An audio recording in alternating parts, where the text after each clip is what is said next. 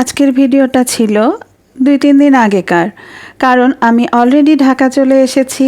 আসসালামু আলাইকুম, সবাই কেমন আছেন? কি অবস্থা সবার? আমি আল্লাহর রহমতে এবং আপনাদের দোয়ায় ভালো আছি, আলহামদুলিল্লাহ।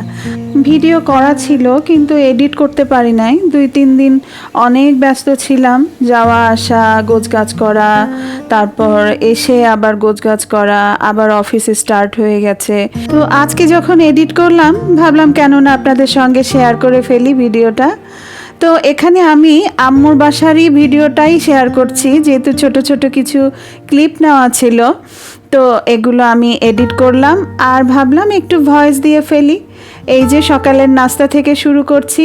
আমি সকালবেলা সেই দিন ঘুম থেকে উঠে, সেই দিন বলতে দিনটা ছিল ঈদের পরের দিন। তো ঈদের পরের দিনেই আম্মু সকালবেলা তো চালের আটার রুটি বানাবে। আমার ধারণা বেশিরভাগ বাড়িতেই চালের আটার রুটি হয় ঈদের পরের দিন, মানে কোরবানি ঈদের পরের দিন। আর চালের আটার রুটি দিয়ে তো কোরবানির গোশত খাওয়ার মজাই আলাদা। যদিও রুটির সাথে আম্মু একটু ভাত মাখাও করেছিল, আবার আগের দিনের বিরিয়ানি ছিল সেটাও গরম করে দিয়েছিল।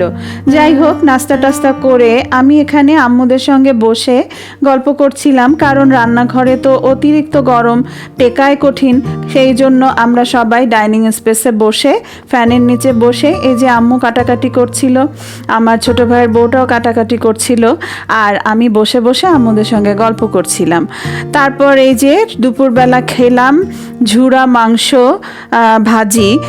এটা আম্মু আমি চলে আসবো বলেই একটু তাড়াহুড়া করে করেছে। শক্ত চলা মাংসগুলো হাত দিয়ে ঝুরা করে নিয়ে আবার এটা একটু ভাজা ভাজা করে রান্না করেছে।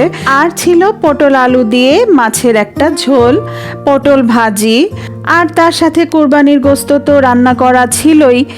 তো সবাই মিলে একসঙ্গে খেয়ে নিচ্ছিলাম দুপুরের খাবারটা। আর খাবার শেষ করে কিন্তু আমি একটু দইও খেয়েছি, কিন্তু আমি সেটার ক্লিপটা নিতে ভুলে গিয়েছি, যার কারণে আমি দিতে পারলাম না। আর এই যে খাবার শেষ করে আমি পিচ্চিটার সাথে একটু মজা করছিলাম। চিয়ার্স বলো, ভালো জোরে বলো।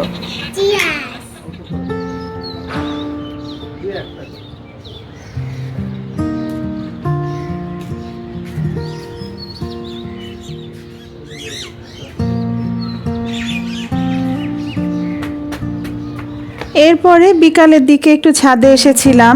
ছাদে আসার মেইন উদ্দেশ্য হচ্ছে আব্বুর গাছগুলো দেখতে তো আমার অনেক ভালো লাগে। আমাদের ছাদ ভর্তি গাছ এবং আব্বু অনেক যত্ন করে এগুলো গাছের। ফলের গাছ আছে, ফুলের গাছ তো আছেই, ফলের গাছেও ফল ধরে। আমি প্রতিবার ঢাকা আসার সময় আমি আব্বুর কাছ থেকে গাছ বেঁধে নিয়ে আসি। তো আব্বু এবারও বলছিল যে কোনো গাছ নিতে চাও কিনা।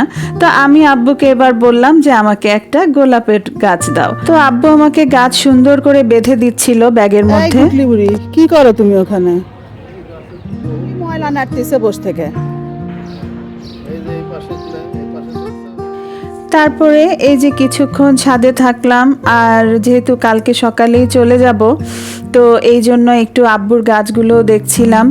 আর আকাশটা চারিদিকে গোধূলির রঙে রাঙা হয়ে গেছে, দেখতে অনেক ভালো লাগছিল। কিছুক্ষণের মধ্যেই মাগরিবের আজান দিয়ে দিবে, তাই একটু ছাদে ঘোরাফেরা করলাম আর একটু ভিডিও করে নিচ্ছিলাম, যে এগুলো আমার স্মৃতিতে থেকে যাবে। তো গল্প করতে করতে একদম ভিডিওর শেষ পর্যায়ে চলে এসেছি। তো সবাই ভালো থাকবেন, সুস্থ থাকবেন, দেখা হবে নেক্সট ভিডিওতে। আল্লাহ হাফেজ।